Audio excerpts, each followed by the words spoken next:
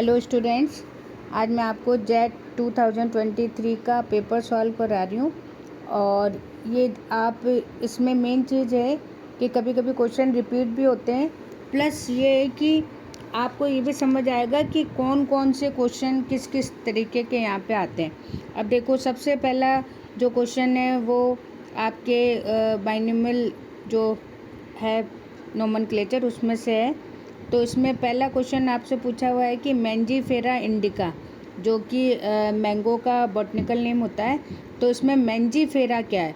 तो आपको पता है कि पहले जीनस का नाम होता है बाद में स्पीसीज़ का, तो मैंजीफेरा यहाँ क्या हो गया, जीनस। उसके बाद में नेक्स्ट है कि बाइनोमियल नोमेनक्लेचर। देखो, दो क्वेश्चन आ गए, मान के चलो आप। तो किसने दिया था, तो बहुत इजी है, कार्ल लिनियस ने है वो दिया था। और उन्होंने यही कहा था कि जब साइंटिफिक नेम लिखते हैं तो उसमें एक नाम जीनस का होना चाहिए और दूसरा नाम उसका स्पीसीज़ का होना चाहिए। फिर नेक्स्ट अपने पास में है, in which of the following plants adventitious root is absent. Adventitious root वो होती है जो रेडिकल से नहीं निकलती है, जैसे आप फॉल्स रूट भी कहते हो।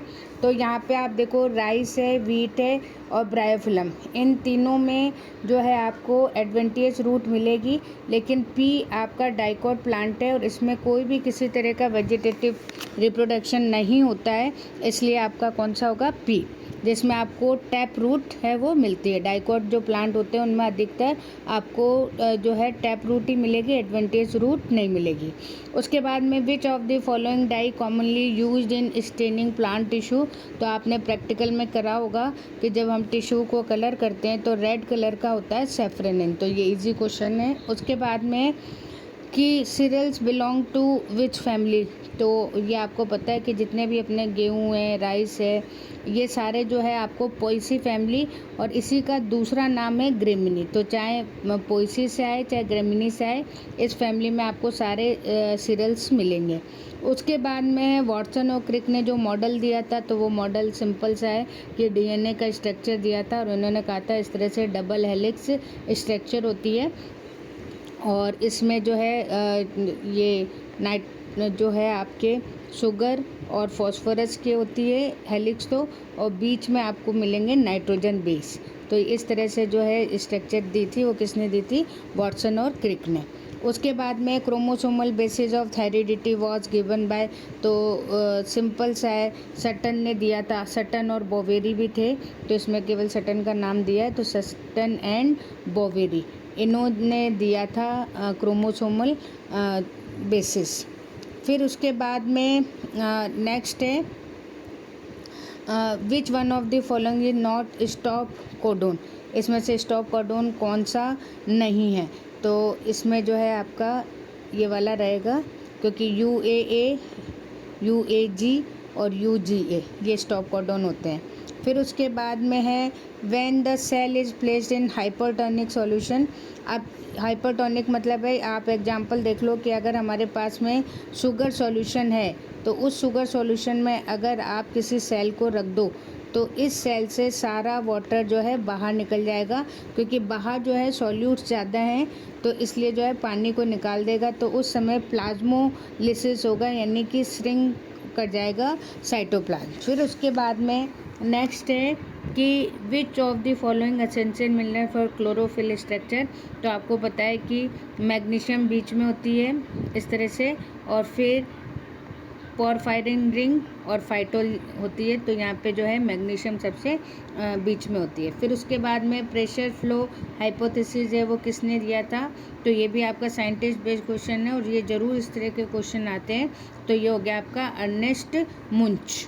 उसके बाद में फिर है वेयर ग्लाइकोलिसिस प्रोसेस अकर। तो आपको पता है कि साइटोप्लाज्म में होता है, सबसे पहले जो है ग्लाइकोलिसिस होगी साइटोप्लाज्म में, और माइटोकॉन्ड्रिया में होगी क्रेब्स साइकिल। तो ये आपको ध्यान रखना है, इंपॉर्टेंट क्वेश्चन है। तो साइटोप्लाज्म में तो आपकी होगी ग्लाइकोलिसिस और माइटोकॉन्ड्रिया के अंदर होगी आपकी क्रेब्स साइकिल। उसके बाद में फिर है which one of following C3 plant. तो इसमें आपको C3 प्लांट बताना है।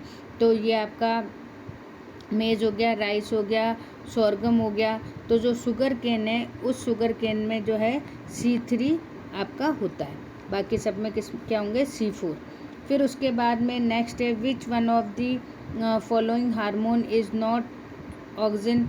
तो जो जीएटिन होता है वो जीएटिन आपका साइटोकाइनिन का होता है, बाकी ये सारे आर्टिफिशियल और नेचुरल आपके ऑक्सिन्स हैं।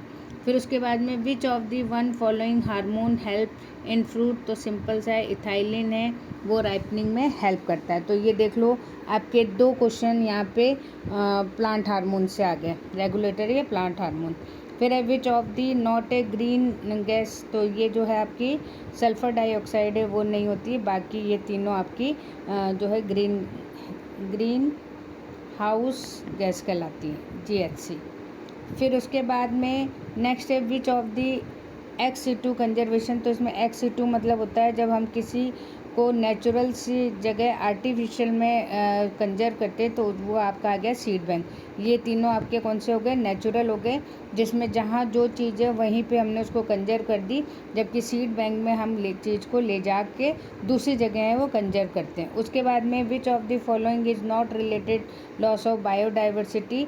तो अब देखो कंजर्वेशन से आ गया, तो इन सीटू जो है वो हम इसमें नहीं करेंगे, बाकी ये जो तीनों हैं उनसे हम बायोडाइवर्सिटी को कंट्रोल कर सकते हैं, तो हम जितना ज़्यादा करेंगे इसमें।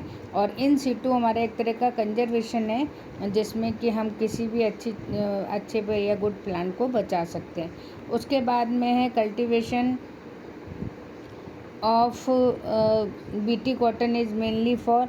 तो आपको पता है कि जो है इंसेक्ट रेजिस्टेंट प्लांट बनाता है, तो ये इंसेक्ट तो रेजिस्टेंस हो गया किसका, इंसेक्ट डैमेज का।